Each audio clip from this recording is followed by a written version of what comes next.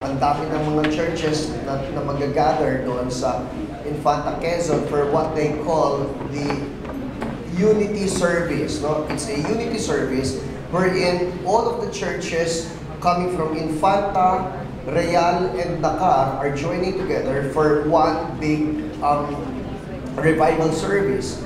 Sabi ko, hindi ako po pwedeng pumurong doon ngayon, kinakailangan pumunta ron. Sabi niya, o sige, mag-ingat ka na lang ha, malakas ang bagyo.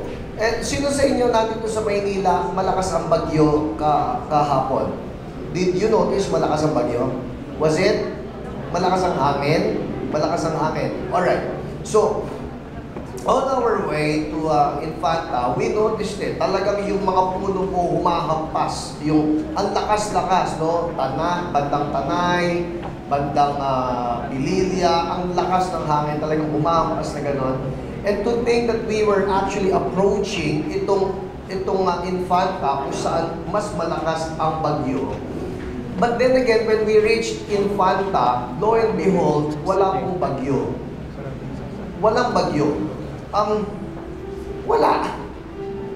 Tapos dumating yung host namin na pastor, si Pastor Arnel, and he started sharing with us. Sabi niya, alam niyo Pastor, itong Infanta Quezon, magmula noong 2004, noong 2004, lumubog po ang Infanta, 2005, lumubog po ang Infanta Quezon sa isang malakas na bagyo.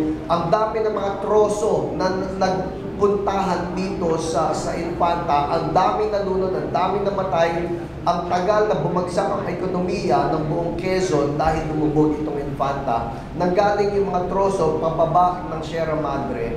At sabi niya, magmula noon, nagkasundo kaming lahat ng mga kapastoran, lahat ng mga Kristiyano rito, meron kaming United Prayer Movement, UPM. No? Itong United Prayer Movement, nagkasundo kami na mananalangin kami na every time mababalita na kami ay tatamaan ng bagyo, pagbabawalan namin ang bagyo dito sa lugar namin.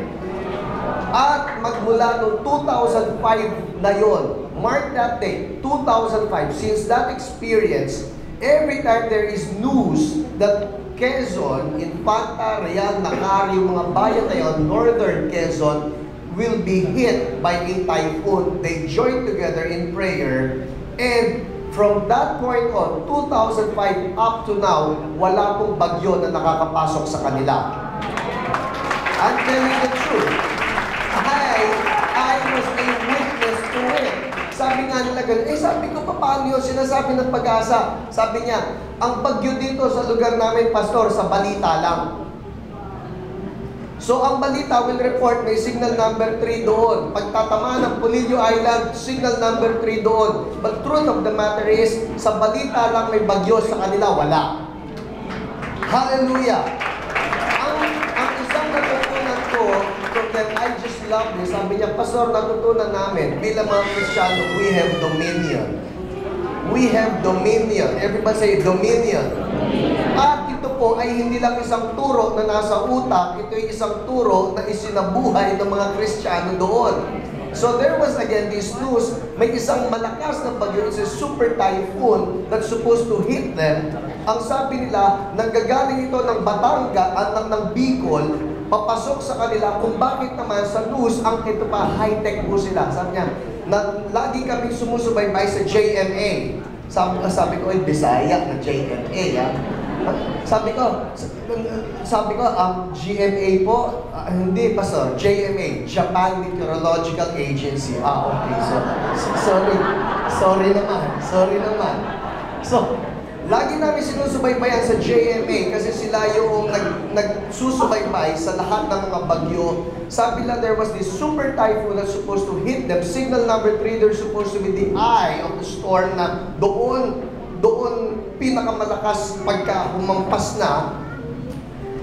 Kung bakit itong bagyo na ito, pagdating ng Bicol, ang sabi, nataranta yung bagyo. I don't know if you still remember, there was a news na yung isang bagyo nataranta, hindi niya alam saan ba siya pupunta. Lumilihis-lihis, dahil hindi siya makapasok doon sa may Infanta. And it all has to do with believers taking dominion in prayer.